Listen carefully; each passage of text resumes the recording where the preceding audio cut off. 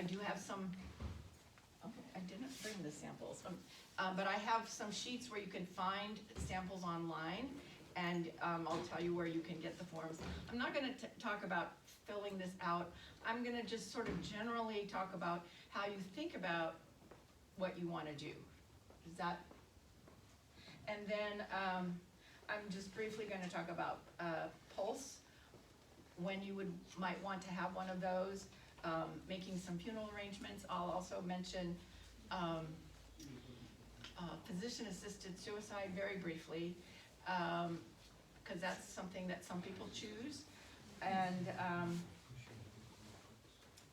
yeah, making final arrangements and also making funeral arrangements. I'm kind of distinguishing those. So I want to first introduce myself. I am Susan Scott, and I actually was a member of Good Shepherd in Sacramento for about 20 years. When I started going there when I was finishing high school and went to college in Sacramento, and then worked for several years in the church office and also as a parish worker there at Good Shepherd before going to seminary. For my internship, I did an internship at a long-term care facility in Tacoma, Washington. It was called Tacoma Lutheran Home and Retirement Community. And then worked in three congregations after I graduated, one in Las Vegas, one in Torrance, California, and one in Fairfield, California. And then decided to go sort of back and get some more education, and went to Stanford Hospital as a chaplain resident. Spent several years there learning more about being a chaplain, learning more about actually teaching chaplains. And then I worked for 8 years at a long-term care facility, and then 14 years at Stanford Hospital as their decedent care chaplain. And when I first started, I was the first person to have that title, and once in a while people would say, "You're the descendant care chaplain?" I'd say no, and then there was a social worker who kept thinking, "You're the decadent care chaplain?" No. Sounds like fun though.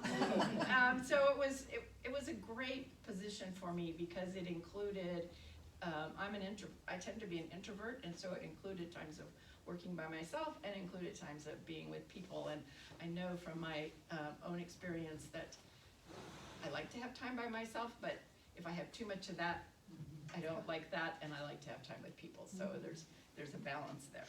So that's who I am. And now I want to move to why we plan. I, as a chaplain in the hospital, have sat with folks who are in the ICU.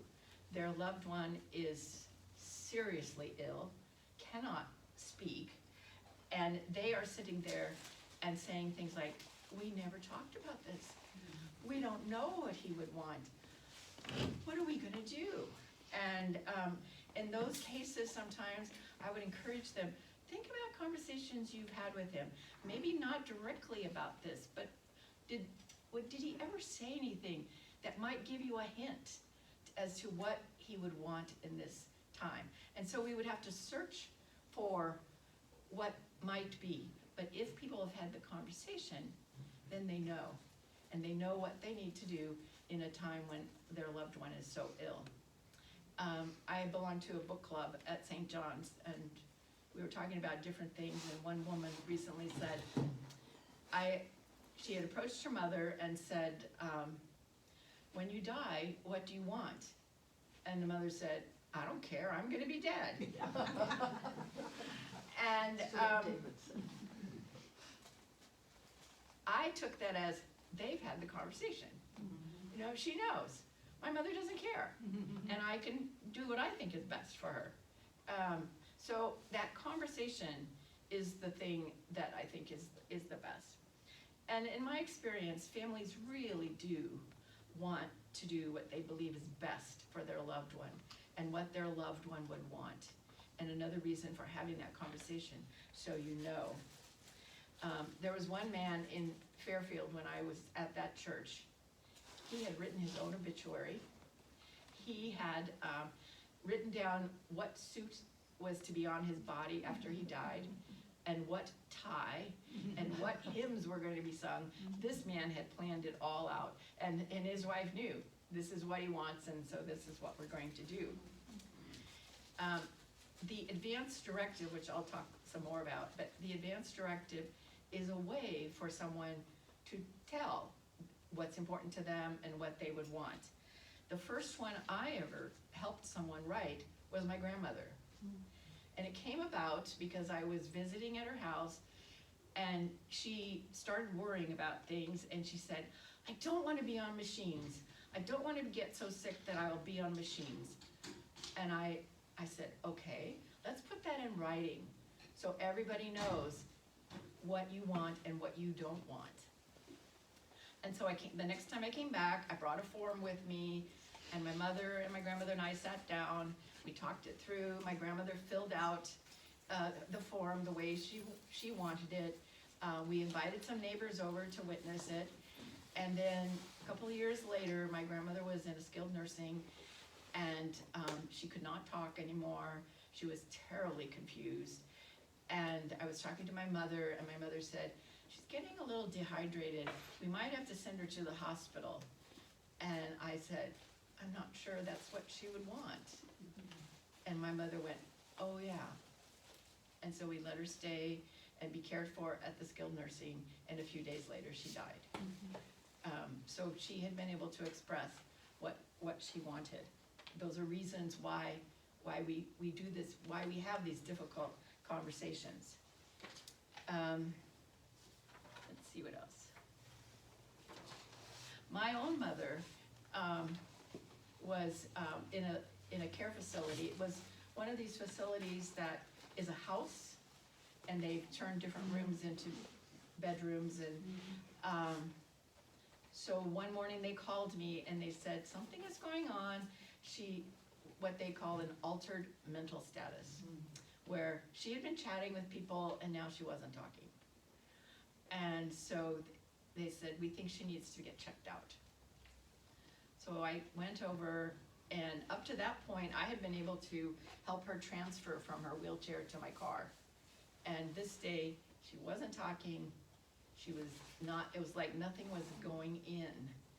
And we were standing out there trying to figure out what we were gonna do. And I looked at her and I said, are you Vivian? That was her name. Or are you Harry? That was my father's name. Are you Harry? I looked at her, and she got this big smile on her face. She goes, no. So I knew things were still going there. She just wasn't understanding what we were trying to say about getting up and moving this way or that way. We wound up bringing in an ambulance to take her to the hospital. They checked her out. There was really nothing acute or anything. She was failing. So she went home, and here's where it did not work out how I had hoped.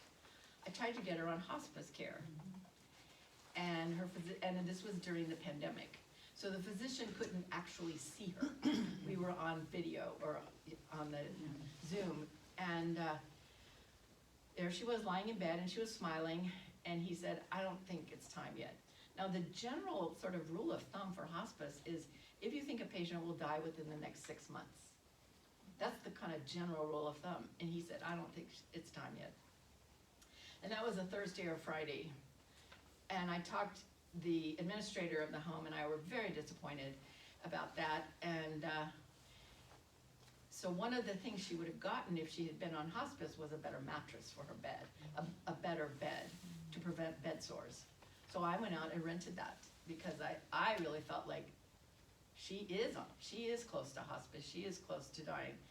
So I rented the bed. On Monday I tried again for hospice care, and he said, well, we're gonna meet, I'll talk with you later today. So I didn't get to talk to him till like 5:30 or 6 in the evening, and he finally says, okay, yes, hospice care. Tuesday morning, no, yes, that was Tuesday when he granted it. Wednesday morning, some administrative person came. I met with him in my mother's room, filled out all the paperwork. In the afternoon, 2 nurses came to do a first assessment of her. And they walked over to look at her, and the nurse came back to me and said, your mother's actively dying. We're not gonna do much assessment on her. And she died about 6 hours later. Sure. And I don't know why the doctor didn't believe me, but that was the way it went that time. And so, you know, that can happen. Sure. Sometimes we know more about how someone is than the doctor does, but we need the doctor's order to have hospice. So the thing that you need to think about is deciding what's important to you. And so things that you would like or not like. And you need to think about yourself, and you might even think about other people that you've been at their bedside and you thought, oh, I wish they had had this, or I wish this had happened. In the hospital, we would always try to say to people, is there something that you would want? Is there something? And I remember one man, he had no family. He was dying, but he was still able to talk. And so we asked him, you know, is there anything that you would like right now? And he had 2 requests.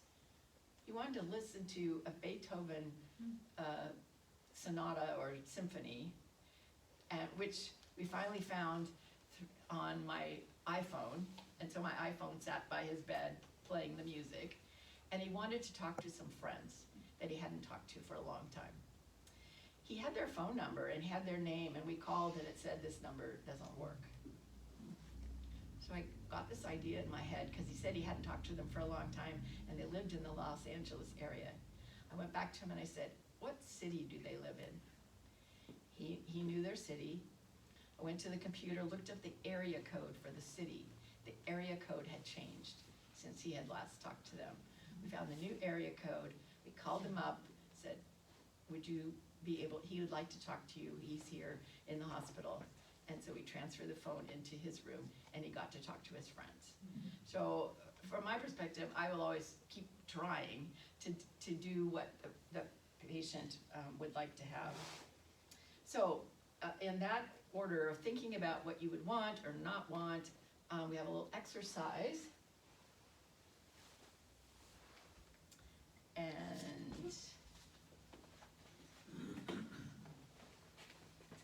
And I do ask that you not copy this sheet and pass it around. Because you'll see, do not copy, but And the that's for reason everybody is, else but us. I have copied out Here, do you want to pass those down? I'll from these Go Wish cards for the purposes of today. Now, these things, One and there are, pass it that way. each card in here has one of these lines on it. And so this is, it looks like the church owns 4 sets of these. We have 4 decks of these. And I don't know how you plan to use them, but if people might be able to borrow them and take them home and then sit with someone who might be the person making decisions for you, and you can lift the card and say, oh, that's important to me, no, I don't care about that, you know, however that works for you.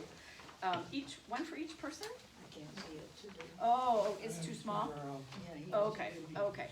Maybe you can look at these. Okay, and Like this? we have a lot of these, No, so after okay. today, if you want to Then take I'll some sit by extras you and home tell you. and give them to somebody or think about it, we got extras of these. Yeah. Did you want us to be filling these So out? I 'Cause would don't like have you any to points. take about Just think 3 about them. minutes Just a short time. to sort of go down the list and pick some that are very important to you, some that are not important at all, and just to mark them, and here come, Yeah, we got pens and pencils if anybody needs anything, let me know. Yes, I need to. You need some? Okay. Evidently yours isn't working, does it? And you might you just, need one? you know, Find out. these are just to get you thinking, to get the conversation thinking in your head. You need one? What did you say? Oh, I see. It's over here. These are the same questions that are on the decks of cards. So. I'll do it with you. Yeah, okay.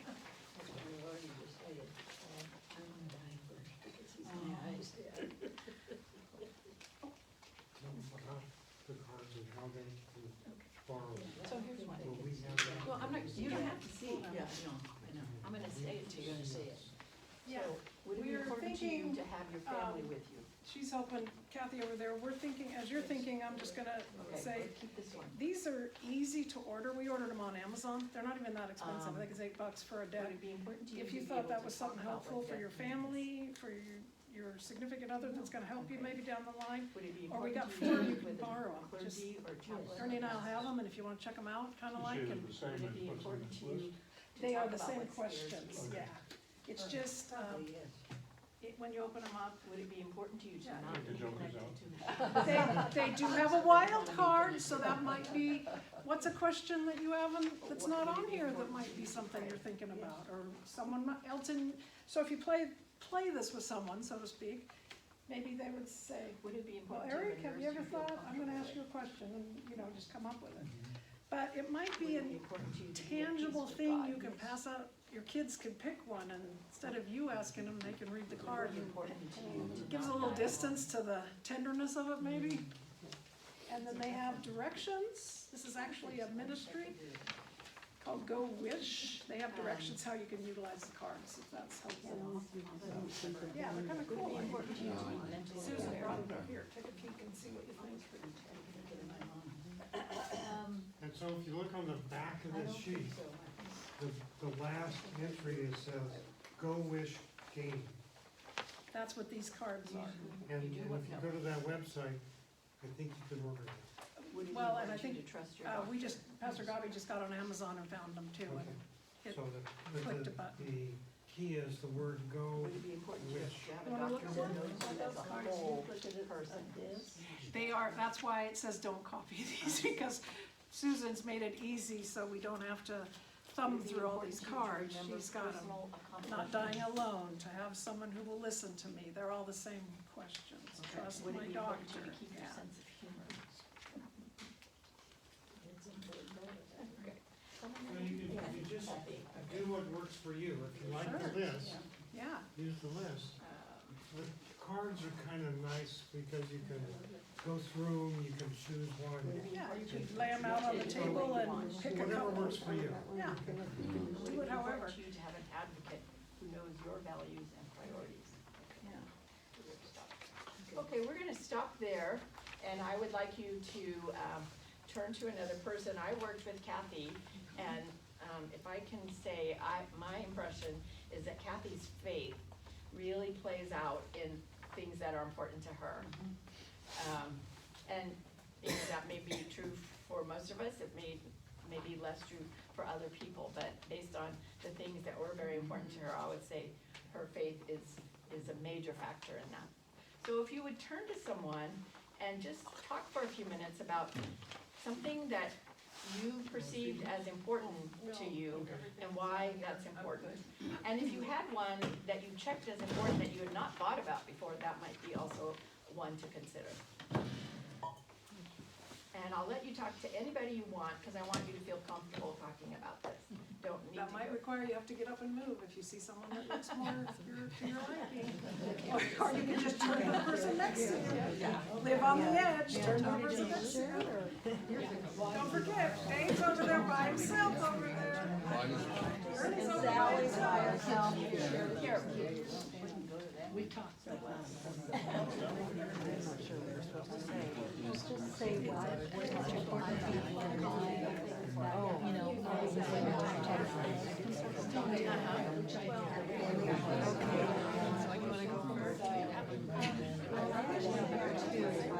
Well, just a couple of them, and why. Well, I went through it, and then I went through and I circled them. That's how I did it. So I mean, physical things, you know.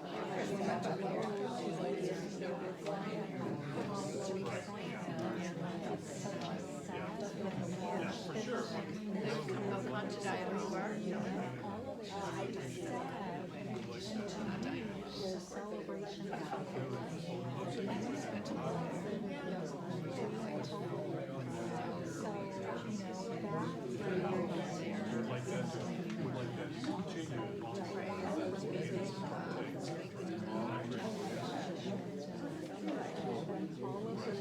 the celebration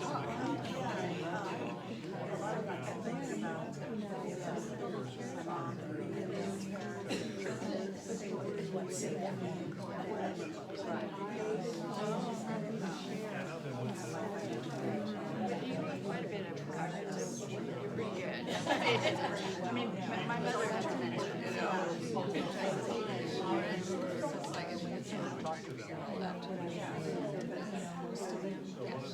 Yeah, the memory kind of, I joke that when I'm talking with people, That's interesting, I mean, it's kind of but then I'm not talking to them and they can't remember a word, I can't remember their words. But I'm better at remembering other people's words than my own words.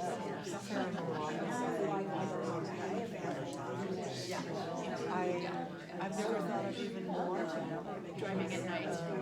And I'm thinking about my body going into things which I didn't know and I thought, you know, I might do that.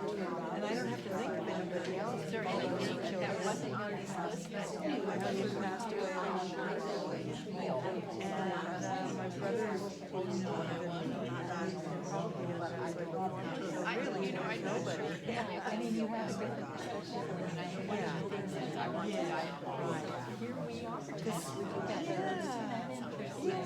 Because some children would want to have this or that and the other. I felt the same.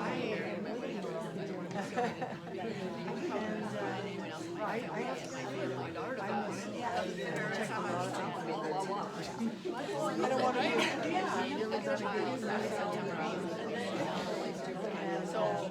use After I retired, I was going to my somewhere anyway, they might have to go with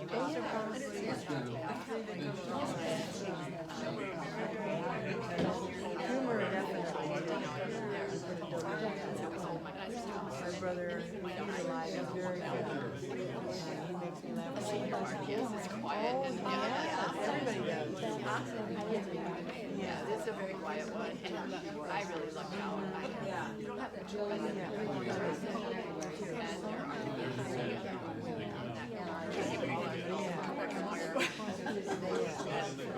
they all know she really made kids.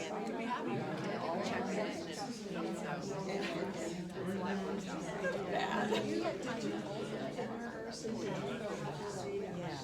All the time.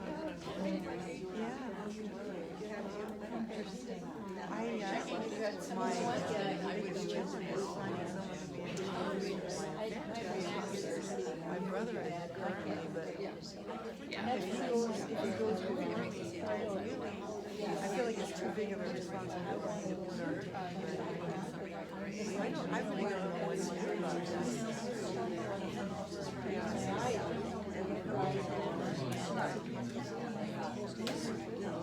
You know, when I was in Southern California, there was a moment where I was hoping that one of my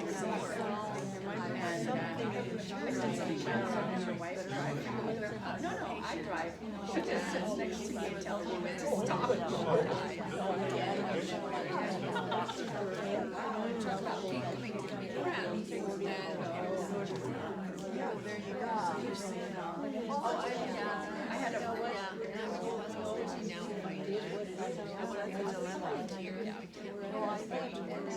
I 2 days before Thanksgiving, I was aware of some people do that.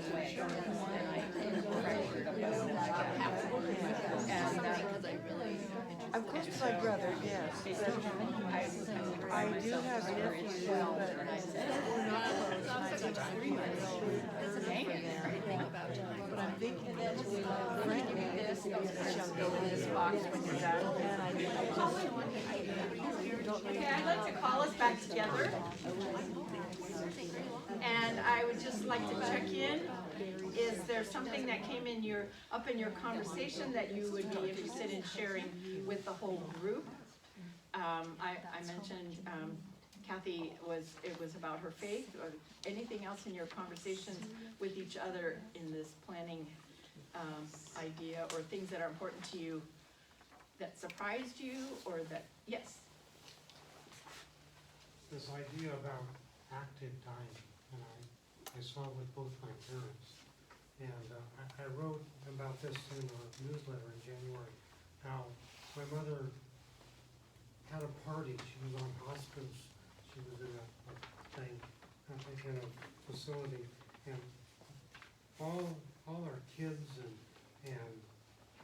cousins and everybody came, and we had a big party for a day.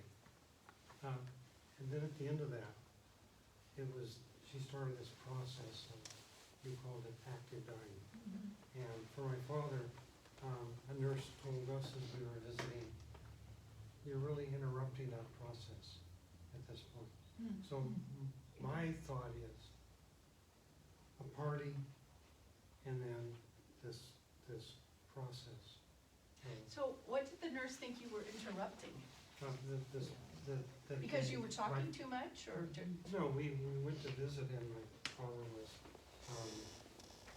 very close to death, and the nurse said, we interrupt that process, and they hang on longer. Yes. And I like that term, active dying. There's a whole process. So it's kind of, for me, two phases, the party and the process. I guess the reason I was asking about that, I would hate for you to leave because you think he needs to be alone for his active dying. I think He some died. people want someone to be with them when they die, and there are plenty of stories of families who 24/7 were at bedside and said, Mom, I'm gonna go get a cup of coffee and I'll be right back, and she died while they went to get that cup of coffee. So you never know. You never know, yeah. You never know what's gonna happen, but there are also plenty of people who want someone there. Not to chat or anything, but maybe just to touch them or. This is my experience and what I see for myself. Yeah. You know, we had the same experience with your mother. She had a massive stroke in Arizona, and he and his brother and I were in the room with her. And they had put her in hospice, right in the hospital, in a wing. Yes. And they rolled her right into the hospice. And don't you remember, they told us to tell her it's okay. She couldn't communicate or anything, she was brain dead. But they said, tell her it's okay. Because they said a lot of them will hang on. And then I regret that my mom died all alone, you know, and I always feel sad about it, but also at the same time, I actually prayed for my mother to die, because she had dementia, and my dad had died, they'd been married over 70 years, she didn't know who she was, or where she was, or whatever, and there's a quality of life. I'm such a big believer in quality of life. When it's gone, you don't want loved ones to hang on, I don't. I think you're sharing what's valuable for you. Yeah, yeah. You're sharing what's valuable for you. Yeah. Yeah. Okay. Yes. Well, Oh, wait a second. Right here and then there. I think God really picks the time when the final breath. And the one dying sometimes that wants to spare the loved one of witnessing. So there's kind of collaboration between God and the person. So if we miss it and we feel bad, that's the way I resolve it. Well, the way I resolve it, like I was not there when either of my parents actually died. I spent a week and a half at my parents' house when my father was on hospice, and we knew he was very close. But I, at the time, was on dialysis, and I was doing the dialysis you do at home, and I had run out of fluid. And so I had to go back to my father was in Sacramento, I had to go back to Palo Alto, and because for my own sake. And I had been there a week and a half. I had slept on the couch next to his hospital bed every night. When he got up in the night, there was one night, this is my favorite story, there was one night when he was awake and I said, what's going on? He goes, my cheeks are itching. And he had this itch cream. So I get out the tube of itch cream and I start going like this. He goes, not those cheeks. So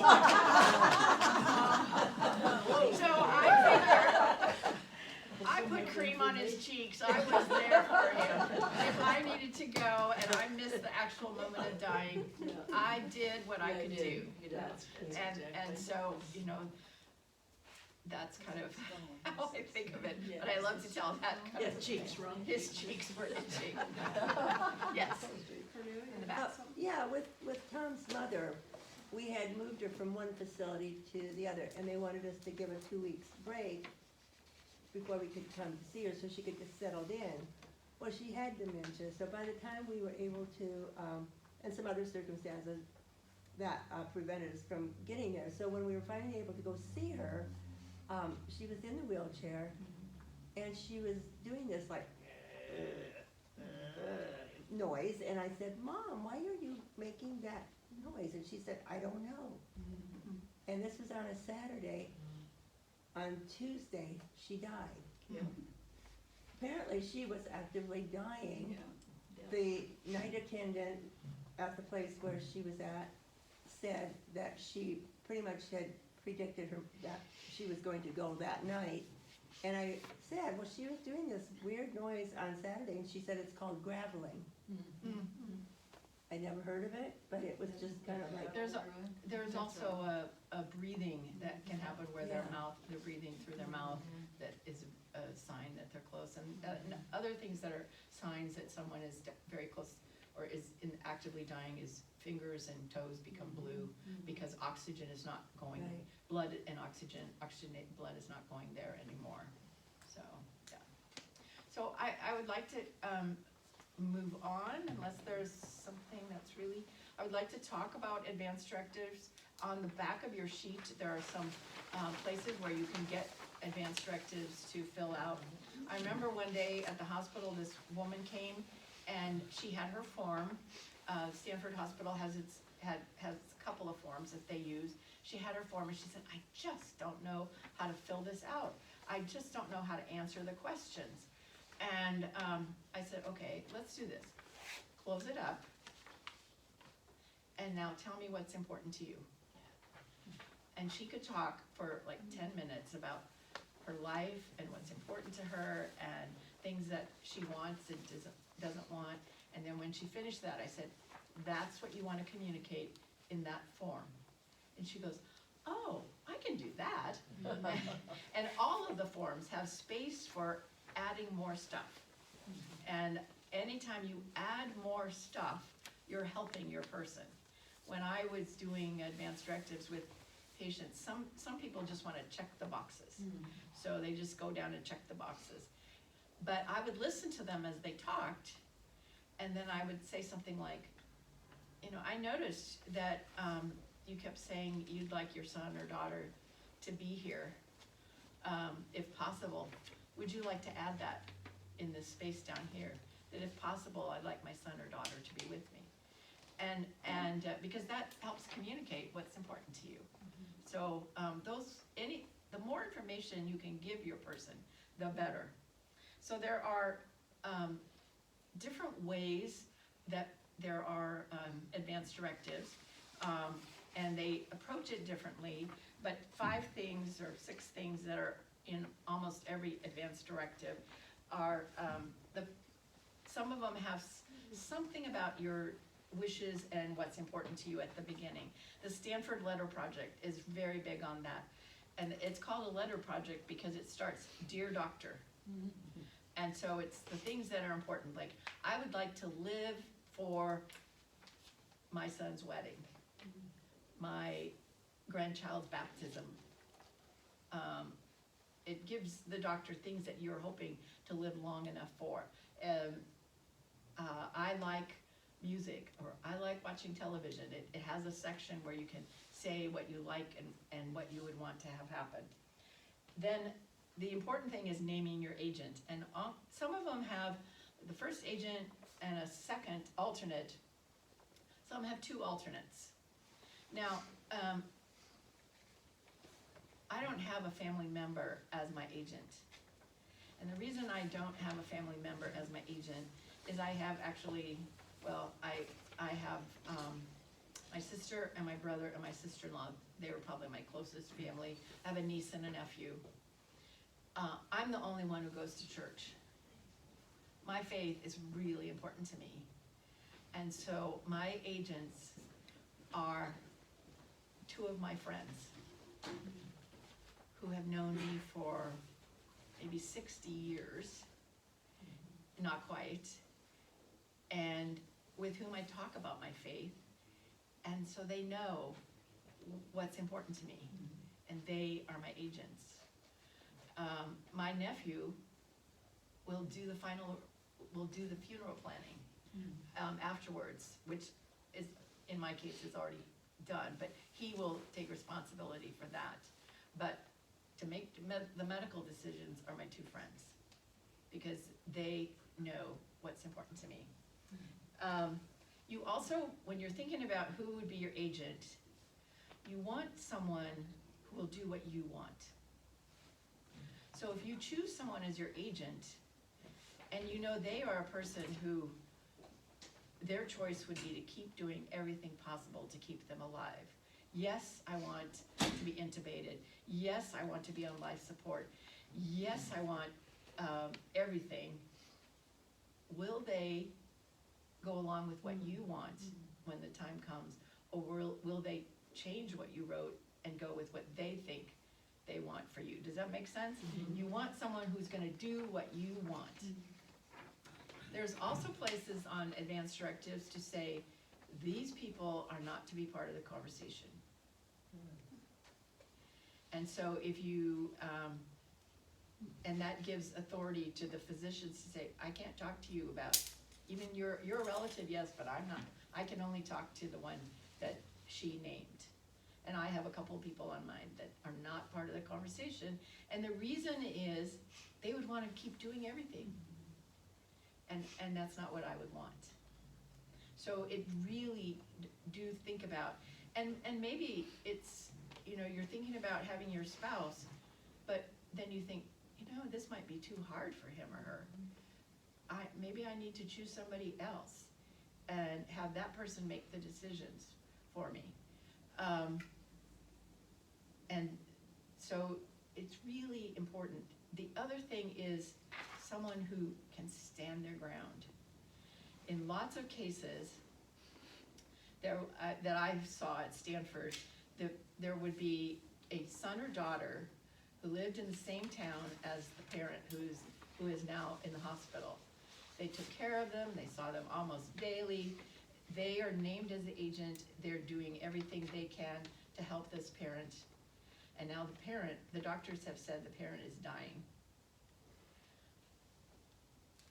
The other daughter from the East Coast, who hasn't seen the parent in months and months, flies in and says, oh no, you've got to keep doing everything.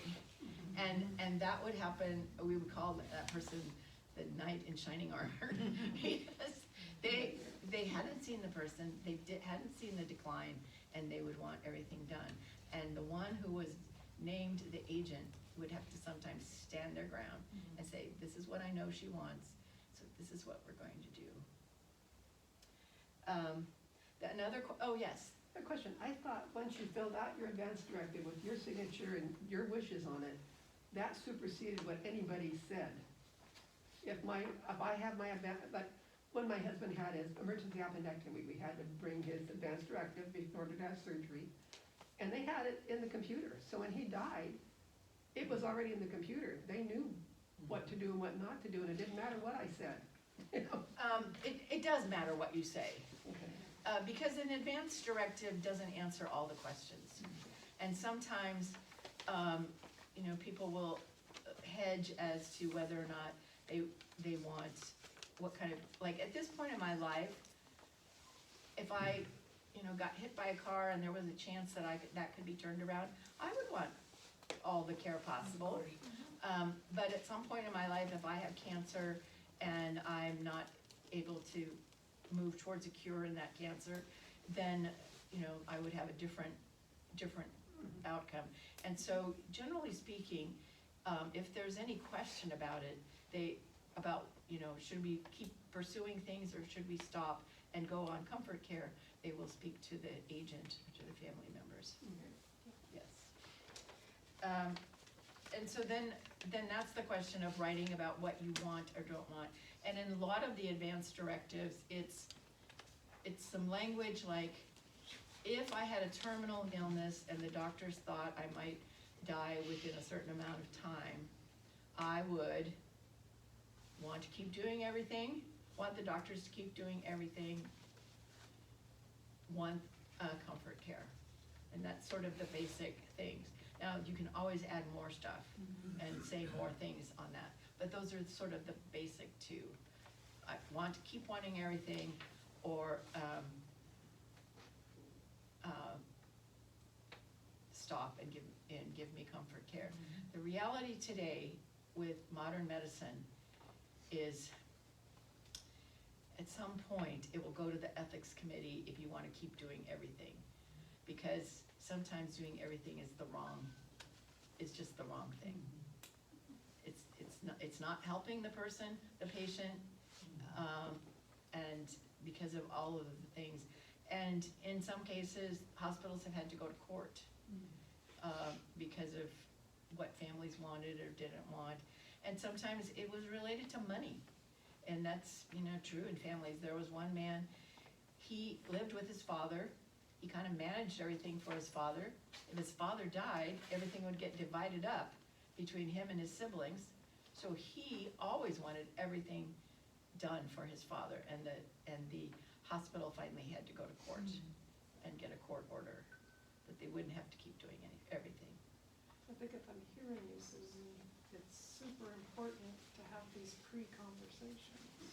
Absolutely, and to have an advance directive. This man did not have an advance directive, so he had not, actually, no, he did, and the son said, but he had dementia when he wrote it, so we can't go with it. Yeah, we wanna have these conversations before.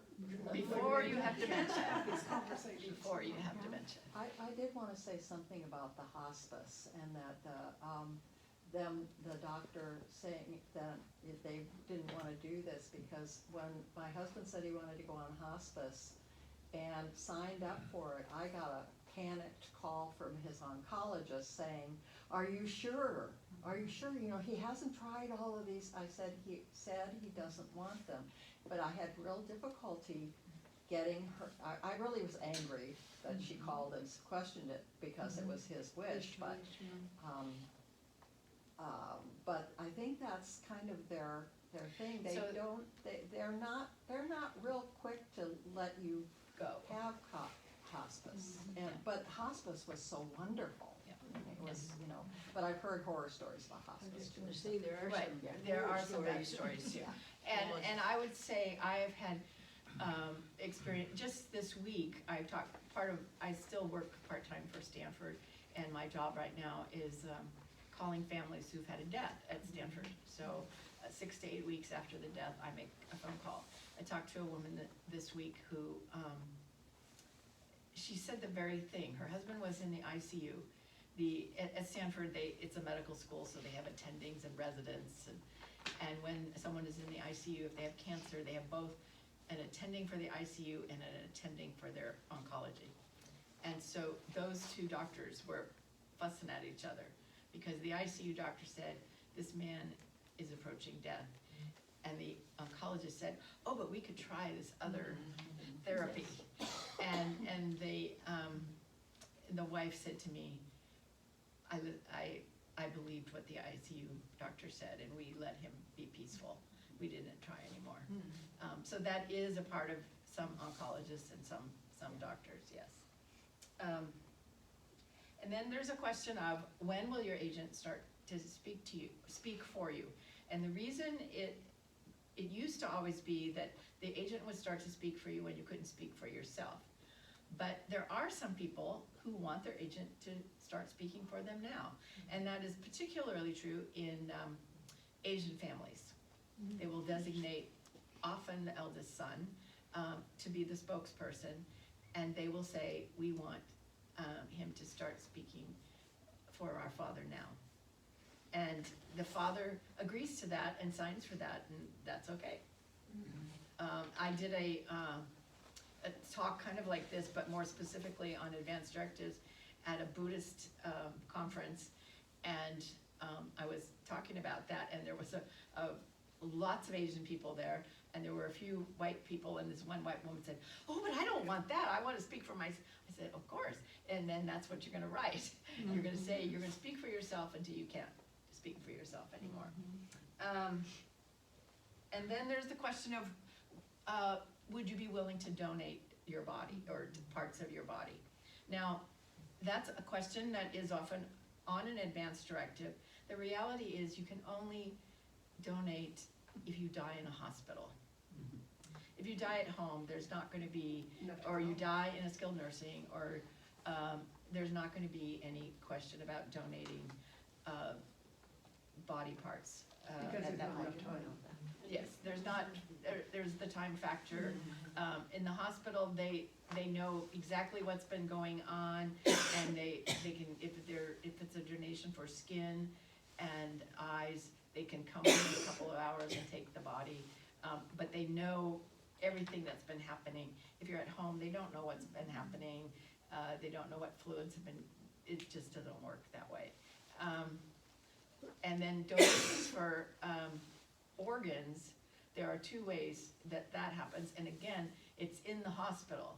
So it can be, someone has been declared brain dead, and then if the family elects that, the donation can be made. The other way is a donation after cardiac death. And then, so that, donation happens, and I've been part of that. The family gathers around, they withdraw the life support, and if the person has a cardiac death within a certain number of minutes, they can rush them into the OR and they can be a donor. If they don't die within that time frame, they go back to their room and the family goes back with them. So it's really a tiring and a mental exhaustion kind of thing, because the family is kind of torn. Do we want him to die? Do we not want him? And so it's a time for the family to be there. But those are the two ways to donate organs. And then the other is for tissue and eyes. So that would And be a bone. really important question to discuss with your family.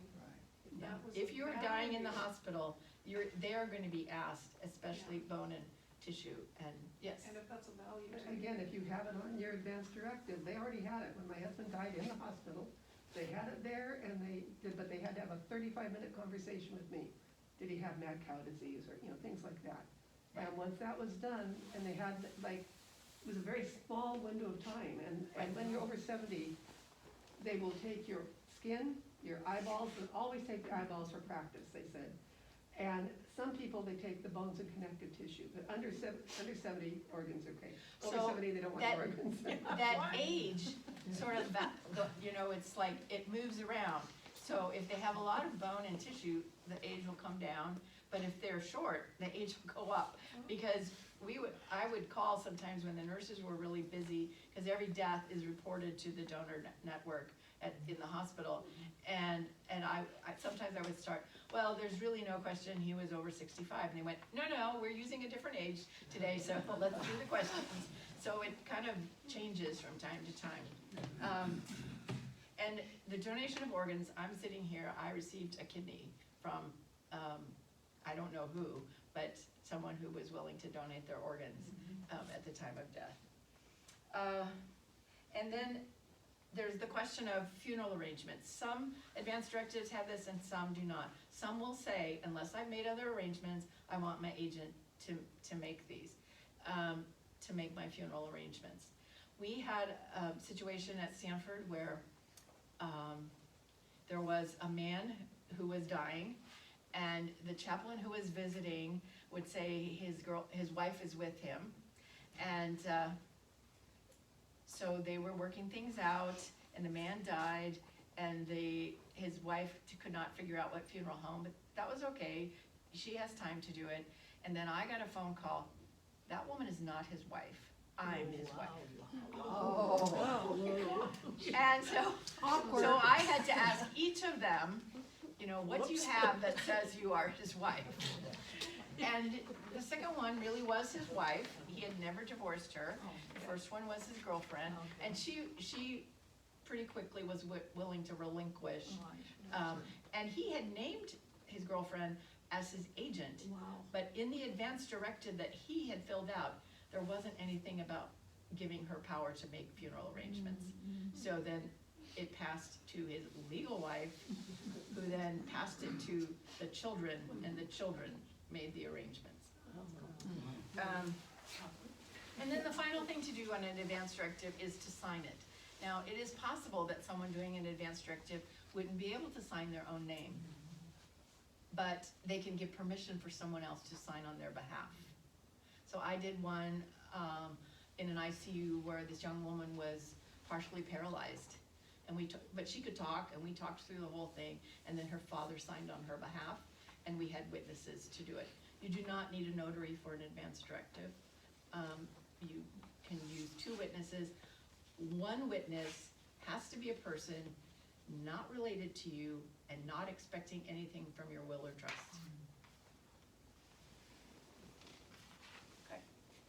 But if they are going to get something from your trust, Then they cannot be a witness, one of them. You go get a neighbor. Yes, you get a neighbor, you get, okay. you come to church and say, this is my advance directive, and I filled it out, you show that you filled it out, and would 2 of you be my witnesses? Okay, thank you. You're not witnessing what's in it, you're just witnessing that. Press your signature on it. Yes. They don't have Okay. to read it, they don't have to read it or. No, no, Just they're a witnessing that you signature, signed like it. a notary would. Okay. So another document that some people have very quickly here is what is called a post. It is usually the color of your scarf, Yeah, it's bright pink. bright pink. It's called a what? Post, a physician's orders for life-sustaining treatment. And this is a document that, well, my father had one when he had end-stage kidney disease and when it had really progressed, and he had had several hospitalizations, and he decided, if I stop breathing, I don't want to be resuscitated. And it is signed by the doctor so that people, and it's bright pink, so there can be found easily in your house, and people will hang them somewhere in the bedroom or hang them somewhere in the house, and if someone stops breathing and EMTs are called, they don't have to do resuscitation, because this person has said, I don't want that. And what is that form called? A DNR? post. It's a DNR too, yeah. And it does not have to be a DNR, because you can say on a post, I want everything done. Yeah. So There's a level it's of- not necessarily a DNR. What about that word? P as in Paul, O-L-S-T. Thank and you. I don't know if I put it on the back of the page. No. No, See it. okay, Your doctor will have those sometimes when you go Yes. for an appointment, Right. because they have to sign them. the doctor has to sign it. In 2006, when I went to be the decedent care chaplain at Stanford Hospital, I was teaching some of the doctors what it was. But now I think they're much better, and the hospital systems are really encouraging people in certain circumstances to complete one. On your refrigerator is a perfect spot. Just a second. Oh, yeah. Do you need both a DNR and a post? So, well, a DNR is in the hospital. A DNR, it is when you're a patient in the hospital and they make you a DNR, so they're not gonna call a code, they're not gonna rush in and start pounding on your chest. Could you tell us what the P P stands for physician's orders for life sustaining treatment. And you would have seen this if this had worked, but sorry. It's right up here, guys. Yeah. It's right up here. It's bright pink. And the most perfect people place Yeah, is put it on your their fridge. refrigerator. They magnet it Yes. to their fridge. Yes. In And most, some people carry it in their wallet, they Yeah. fold it up and keep it in a wallet or a purse, so that it can be found. And one of my stories about this is, when I worked at the long-term facility in, the Bay Area, there was this very, very sweet woman, who had decided that if she were to stop breathing, she did not, she was like 95, something like that. She still walked around and stuff, but if she stopped breathing and her heart stopped, she did not want people pounding on her chest and trying to revive her. So we talked about it, and she went to the clinic. This facility had its own clinic. She went to the clinic, and then she came back later and she said, I filled out the papers, so it won't happen. A day or so later, they called a code to her room. And I rushed over, the EMTs had arrived, and there they were pounding on her chest. And I said, this is not what she wants. She filled out the paperwork, so this would not have to happen. And they said, we don't have that paperwork, we have to do this. And it turned out the clinic had misplaced her pulse. And without that paperwork, the EMTs have to do everything till they get her to the hospital. Wouldn't it be prudent to maybe have that posted in someone's room, so when an EMT comes in? Right, it can they be in a see room, it can be on some people put it on a mirror, they put it on a wall, they put it on a refrigerator, they put it in places so that somebody can see it. The refrigerator, what we were told when talking with my parents was, if an EMT comes in, that's the most central place, no matter which room you're in, 9 times out of 10, they'll go past the refrigerator, and they know to look for it. And they may ask to, that kind of question, yes. I've been concerned over the years with what documents take precedence.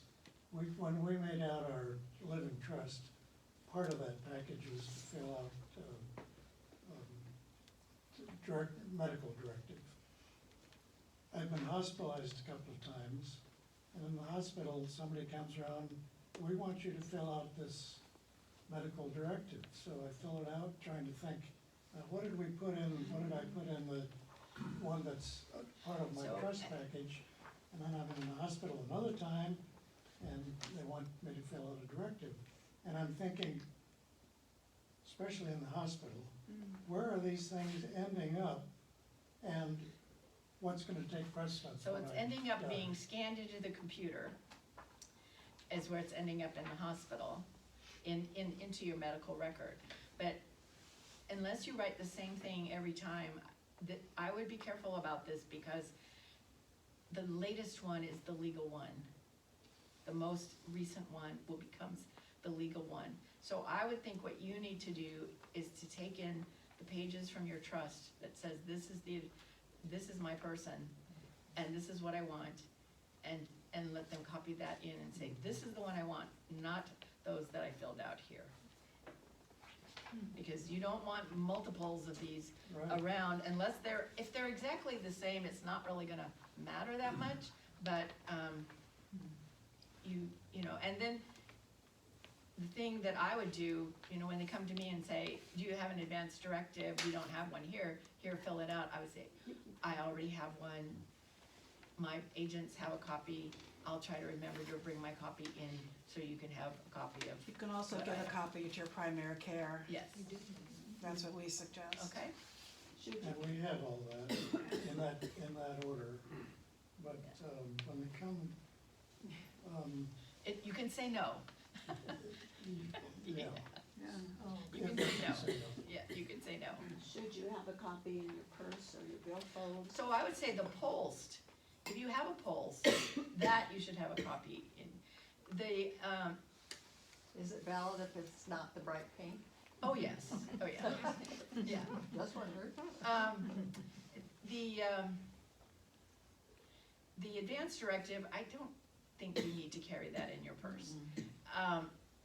You just, if you know who your agent is, and, they'll do everything until they have a chance to talk with you or talk with your agent.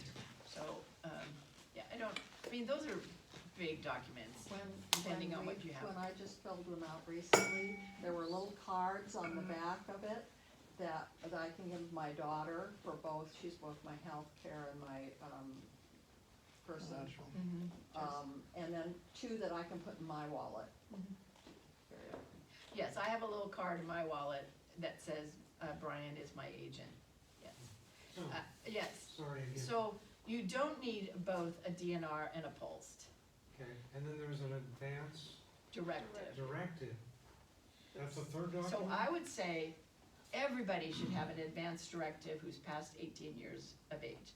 And the reason I say that is, once at the hospital again, as my example, there was a group of kids from San Francisco State who had taken the Caltrain down to San Jose and then taken a bus or whatever to Santa Cruz to go to the beach. Then he came back, took the bus up to San Jose, got on the train. There was a delay. They said, sorry folks, there's something going on ahead on the track. We're gonna be delayed for 45 minutes. So this 19-year-old got off the train, went to a Chinese restaurant to buy food for himself and his friends. And when he was walking back from the Chinese restaurant, the train started to go. Instead of letting the train go, he ran and grabbed onto the train. And then I was sitting with his parents in the ICU. And he was not going to live. So he even could have had an advance directive to let his parents know this is what I would want and this is not what. So I think an advance directive, anyone over 18. A post would be if you have an illness that you're probably gonna die soon from, and you don't want EMTs to start pounding on your chest, then you have that doctor's order so they don't have to do that. If something happens here at church, something happens in your house and you call the EMTs, the pulse, they can follow that order. EMTs cannot follow what's in an advance directive, because that's not a doctor's order. And the DNR is at the hospital, is a doctor's order when someone is dying, and it means they're gonna shift the care from really aggressive care to keep the person comfortable. Is that? Okay, so should your doctor have a copy of your advance directive? You would want to take it You should. to your primary care physician and get it into your medical record. Okay, and the pulse. If you have a pulse, yes, put that in also. And in fact, I think if they are signing it, they're gonna wanna make a copy before they let you take it. Yeah, it sounds to me like your agent better have some of these documents. Yes, well, and that would, I would say, once you get it signed, make copies of your advance directive and give one to each of your agents, take one to the doctor, and keep one for yourself. Do not put it in your safety deposit box. Yeah. You have no idea how many people say, oh, I've got it in my safety deposit box. Okay, and who has the key to that? Him. Yeah. When my husband had his cardiac arrest, when the paramedics were working on him, and it was taking a long time, one of them said, does he have a DNR? This was at home. Well, he may have used that word, but he meant a He pulse. meant a pulse. Okay. He meant a pulse, yeah. And like Susan said, it's got a degree of answer on it. It's not just a, yes, I don't want, it's a level, I fill them out with my parents or the doctor, yeah. Yeah. And it's something just like these conversation questions. When my parents, they would say things like, well, I don't wanna do, okay, Dad, no, this is what, let me read it to you, these are the different levels. Oh, well, yeah, I think I really mean this one, not, yeah, so it's a good thing to talk over the bright pink page. There are a huge variety in the advanced directives.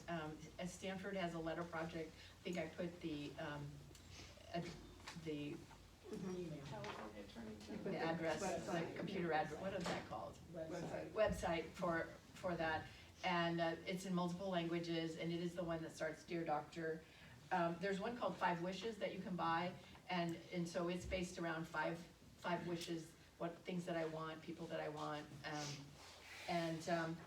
The California District Attorney's website, they have a very plain one, very basic one that you can download and fill out. And the California Medical Association, you can buy them from them. And your medical facility, I know Kaiser has their own. I haven't seen, I know Kaiser has one, I haven't seen from Sutter or UC Davis, but I would guess that they have. The Pulse is the basic Pulse, it's not related to any particular medical facility. Let me go quickly, because I think so I wanted to just mention the physician's assisted suicide. It was passed in California in 2016, and there are some caveats to that. The individual has to be over 18. They have to have full capacity. So my mother, who had dementia, would not be a candidate for physician-assisted suicide. They have to be able to, from their within themselves independently say, this is what I want. And they also, and this is a big one for some people, they have to be able to administer the drugs themselves. So someone who has a debilitating disease like Lou Gehrig's disease, and they get close to the end of their life, they would not be a candidate either, because if their arms are paralyzed, they would not be able to take the drugs themselves. So those are the caveats on that. They also have to see 2 doctors with a gap no fewer than 48 hours. So one doctor, and then 48 hours or more later, a second doctor. And then they have to have a certificate that they have a life-limiting illness with an estimated less than 6 months to live. That's part of it.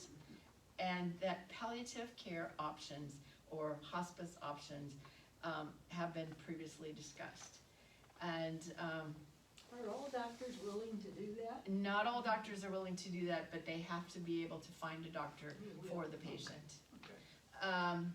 And a lot of patients that I have known of, start thinking about this.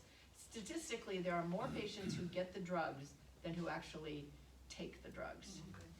A lot more people get the drugs than actually take the You're drugs. saying they're thinking about Thinking if they get the medication. If they get the medication because they're worried about what's going to happen and will I need to end my life.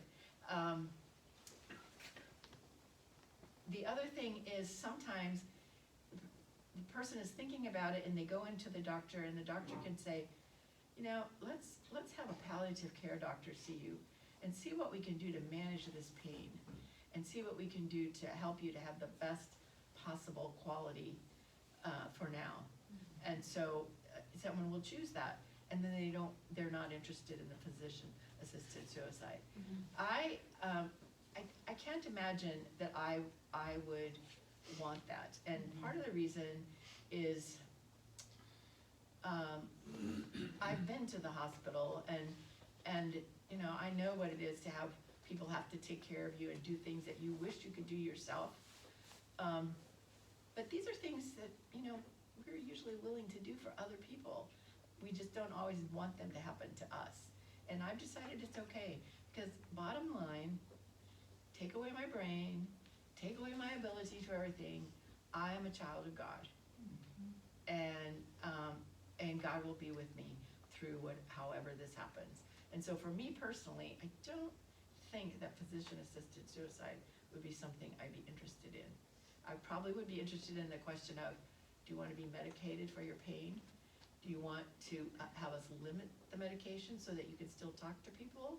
Or do you want us to make sure that you're out of pain, even if it means you can't keep talking to people? I mean, those are questions I would want to consider, but I don't think I would do this in physician-assisted suicide. We mentioned palliative care and hospice. Hospice is a sort of portion of palliative care. And so some people who are not dying do have palliative care doctors, and they have some kind of chronic debilitating disease, and the palliative care physician is specializing in how do we manage this pain, what do we do so that they can have the best quality. And then palliative care doctors are also there for hospice care. And then when someone dies, we have to make the final arrangements. In my case, I have made my arrangements, and my nephew will sort of carry it out. I really think that's a good way to go, if you can, to make those arrangements yourself, and to let whoever is going to follow up know what it is you want or don't want. When you say make the arrangements, sorry to interrupt, Susan, are you saying you've gone to I a have funeral gone to the home Neptune Society, and I've paid for purchased cremation, whatever you're gonna and I have do? also paid to have my ashes scattered at sea, and a certificate provided that shows the longitude and latitude. Now, I talked to my nephew, I said, I really don't want that, but I don't want to cause you trouble. So we talked about my preference, and I said, but if that becomes too difficult for you, go ahead and scatter me at sea with the longitude. I mean, that whole certificate of the longitude and latitude, that just is not my thing, because how do they know? They're dropping it from a plane, obviously. Or even if they drop it from a boat, how do they know exactly the longitude and I mean, it just You is. mean you didn't pay extra to be flown to the moon? No, I did not pay extra to be swung to the moon. But I will also say, I'm kind of pondering, maybe I would rather donate my body to to the medical facility. I mean, that's another possibility. And I don't regret making the arrangements with Neptune Society, because when you donate to a medical facility for teaching and for learning, or for teaching anatomy, or further studies about bone and tissue, depending on how you die, they may decline the donation. So if I were to get COVID and die, they would probably decline that. Or if I, some other thing, they could decline the donation. And so my Neptune Society would be my backup plan for my nephew. Because again, I want to try to keep this as easy as possible for him as he's making plans or doing things for me. Would they take your body, if there's no age limit of taking your body to the university? I don't know the details of UC Davis. I do know Stanford, and when I was at the long-term care facility in the East Bay, there was a woman who died. She was 102, and they took her body. So do you have to contact the university, or just put that in your advance? No, you need to be pre-registered. So you look it up online, UC Davis body donation, I think it is. You look it up online, you fill out the forms, and then you're registered. And then at the time of death, they make a decision. Is that? That's all you have to do? Yeah, you just registered for it. And then you let everybody know. Then you let everybody You know. let My people friend, know. my friend This is actually what I did want. that. I have a friend who did that. There was a Yeah. pastor who died recently, a retired pastor, and that's what he did. In Texas, they then cremate the body and send you the ashes. Right, and so at Stanford, when people donate a body to Stanford, they use the body for teaching anatomy. And they actually, this is probably more information than you want, but they actually keep the bodies are whole, and so then at the end of the anatomy classes, they cremate the bodies, and if the family wants, they'll give them the cremated remains, and they can do whatever. I don't know UC Davis, but UC San Francisco, they do not return the ashes to the family, because they sometimes use body parts for teaching. And so the ashes are not returned to the family. The ashes are scattered, but not returned to the family. I could probably do that, but I don't think my children could handle that, and so I wouldn't do that just Have a because of my conversation. children. Yes, and that's fine, that's Yeah. fine. And, check in with them. This is, check in I with was them. wondering about this, and, I know there are other places, like, there's a place called Science Care. My neighbor made that plan when she died, and they also use bodies for teaching and medicine, but it's a company, and so that's another possibility. And then,